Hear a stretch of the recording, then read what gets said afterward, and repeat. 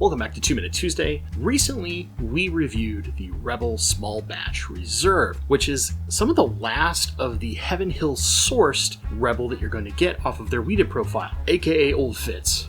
Well, today we're going to upgrade. This is the Rebel 10-year single barrel. Now, these bottles used to be about $100, and being a product made by Luxco, they were recently acquired by MGP, Ross and Squibb. So we can assume that they're going to start moving toward the weeded mash bills that are created by MGP, similar to this Penelope weeded over here. So that means what is left of this that you can find has the potential to be the last of the Old Fitzgerald sourced Heaven Hill style juice. Now, this is a Kentucky weeded bourbon.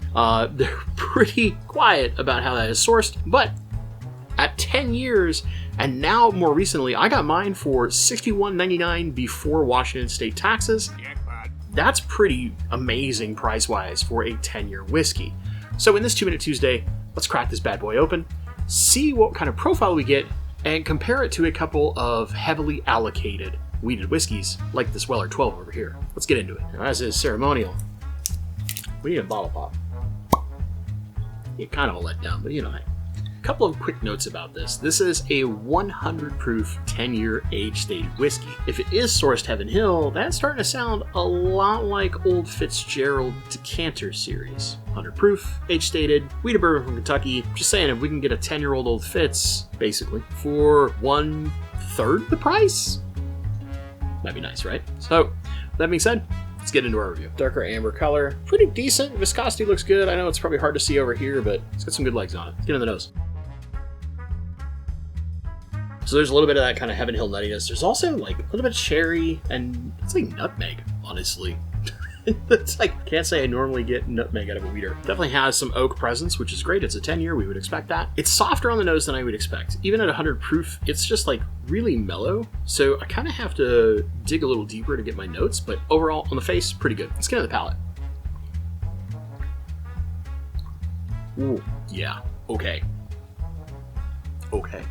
Definitely has a good amount of like burnt sugar, kind of similar to what we've described previously, like the creme brulee sugar topping, right? That like torched sugar. It's got a little bit of sweetness up front, quickly goes into a little bit of that kind of nutty profile, although it's very faint. It's lighter on the palate than it is on the nose, and I kind of like that because it lets that nutmeg and that little bit of pepperiness from the barrel char start kicking in as we get to the mid palate and into the finish. There is definitely some of that kind of cherry I was getting. Think like Luxardo cherries, and more like the syrup they sit in more so than the cherries themselves. I know that sounds like a weird distinction, but just trust me a little on that one, will you? But that's kind of faint. The big thing I get up front is that big kind of burnt sugar. It goes into the nice oak influence, some of those wood sugars, gives you that little bit of that sweetness from the fruit, but also carries it forward, gets a little touch leathery, but all in good ways. Honestly, like remembering that small batch reserve, very similar profile, just a little bit more intensity or combination of flavor because most likely of that aging. So we're off to a good start. Going back a little bit, having a couple extra sips. There's also a little bit like cinnamon, and think more like hot cinnamon.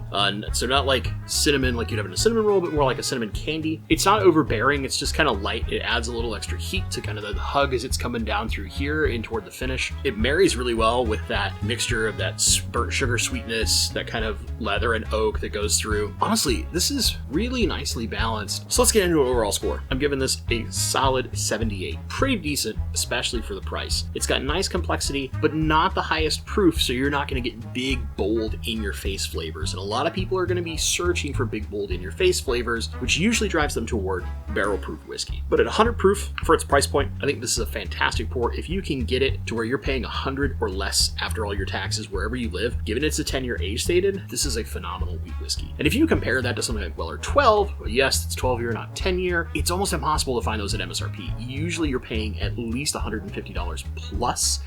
In many places I know they're $200 to $300, but thankfully that's not the case where I live, but it does happen in some places. I think this would be an acceptable replacement as a higher age-stated weeded whiskey profile to get you into that kind of weeded bourbon flavor town. And it's also not super funky, so you're not getting into like the really, really funky weeders. Think like your Wilderness Trails and things like that. Overall, I'm pretty impressed, especially at $61, $62 plus tax. Yo, If you're in Washington, go see Bourbon Baller Lee at Red Highlands QOC. My man's got insane pricing. Let's compare it to Weller 12 real fast. Quick sip, see what we're looking at, quick nose, and just off the cuff, would I rather have the Rebel or the Weller 12? Assuming you could get them both at MSRP. Or for some reason, money was no option for you. Good old reliable Weller 12. Actually, see the color's a little lighter on Weller 12, but it is only 90 proof, so that might be part of it. Yeah, man. There's one thing that I typically get out of Weller 12. That is a lot of honey and oak, sugar, sweetness influence on both the nose and the palate. And that's not letting down here on the nose at all. While it's 90 proof, it's not quite as viscous, but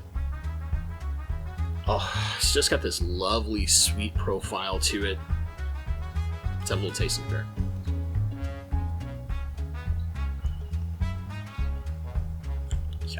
Yeah.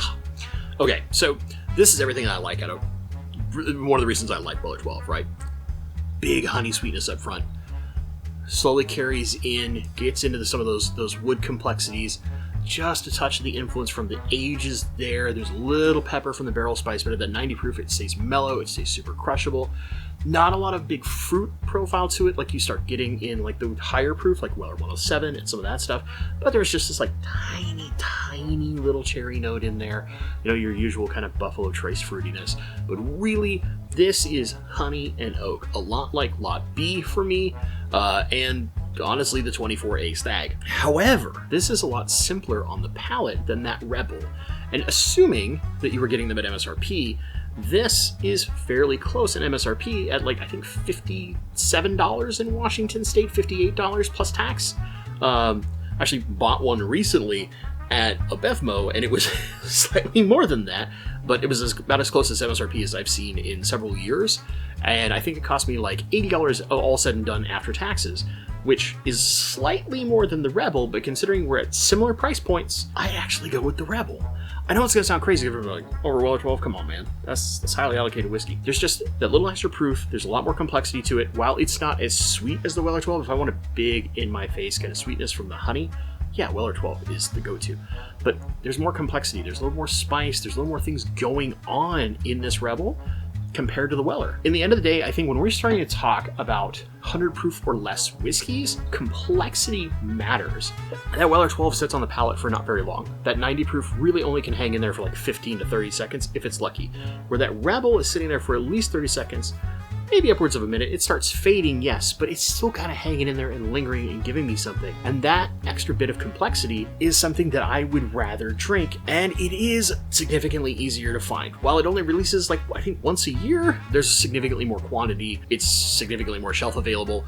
You're not going to be like struggling to go into a store if they carry a lot of the Luxco products and be like, hey man, you hiding any of that Rebel 10 in the back room, right? You're not going to have to do anything like that, like you will with the next pour we're going to check out. This is a 10-year product. Certainly tastes like Heaven Hill. It's got that nutty note. And I have what is left over of an Old Fitz 10-year from 2023 sample from my friend Smo Barkeep. Let's compare Old Fitz 10 straight up against the Rebel. So on those first. That similar Heaven Hill nuttiness right up front, but there is a little bit more like wheat funk to this than there is in the Rebel. The cherry's not as prevalent, but there's a little more like kind of oak and leather and like a tiny touch of tobacco going on. And what sweetness is there, rather than being kind of fruity or like almost burnt sugary, is a lot more just like brown sugar, right? So almost like, think like cookie dough, kind of like that. Let's go on the palate.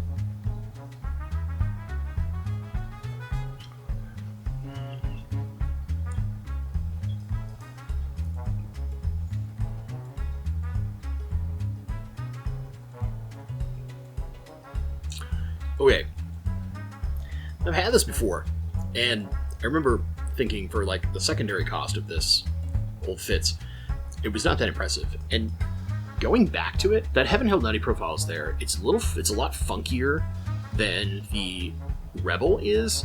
There's nowhere near the amount of cherry. It's definitely a lot more like brown sugar, kind of leather, oak, a fair amount of barrel spice, but more importantly, like it just feels flat. You know, like the Rebel gave me that big kind of burnt sugar up front, and then it goes in a little bit of cherry, and it takes me for a little bit of a ride, right?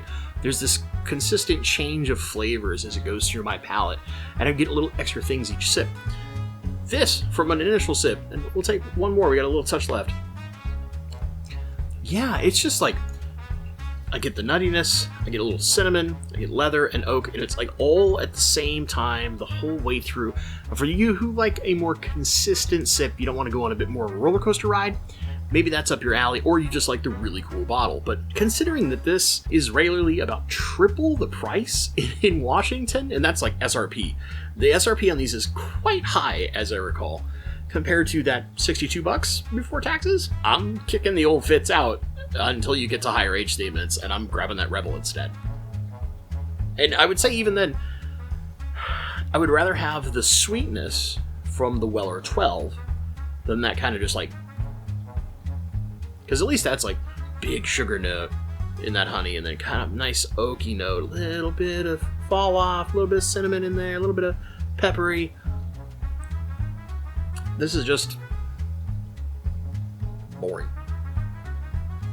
Steady, but boring. Probably controversial. I'm sure there's going to be a lot of people that are going to be like, yeah, right, bud. But I'm serious. I think for the price, I'm going with this. We'll go back to it real fast.